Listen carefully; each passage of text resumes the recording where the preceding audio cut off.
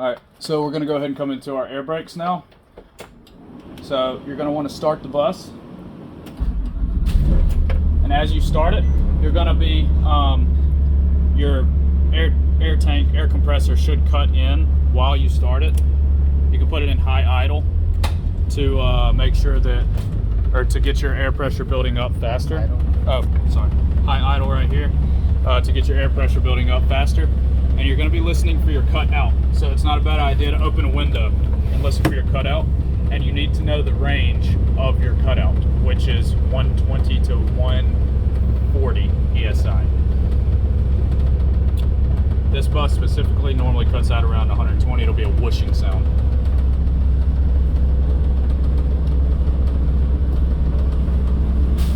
So there's our cutout. It was at 120 PSI. So for the leakage rate test, go ahead and turn high idle off, and then you can go ahead and kill the bus.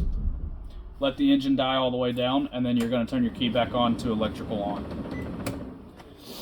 So this is a critical fail that some people do. Normally when you're in your car, you put your foot on the brake before you place it into gear, right? Air brakes is a little bit different. When you have your parking brake set, if you hit your service brake, it can damage some parts in that brake chamber. So once again, this is a critical fail. So for the leakage rate test, you are going to release your parking brake, listen to it stabilize, and then grab your service brake. It's okay if it rolls a little bit, preferably you're not too close to another car or anything like that. So you're going to catch your service brake, and then you are going to time for 1 minute watching your air gauges, excuse me, looking for no more than 3 PSI of leakage in this 1 minute. So for right now, we will simulate the 1 minute for purposes of the video. So we'll go ahead and fan off some more air. Excuse me. Once after that 1 minute, and you have ensured that you have not lost more than 3 PSI, you are going to begin to fan off your air pressure until your low air warning comes on.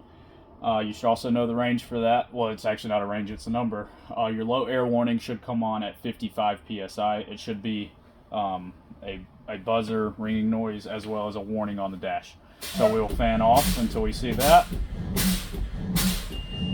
So there it is for the right tank, or rear tank, excuse me, and the front tank. Okay. So then, once you've noted that that came on at the appropriate level of PSI, you are going to continue to fan it off until your emergency brake, parking brake, automatically pops back out as the safety feature, which should be in between 20 to 45 PSI, I believe. So 20 to 45 PSI. So we'll go ahead and do that.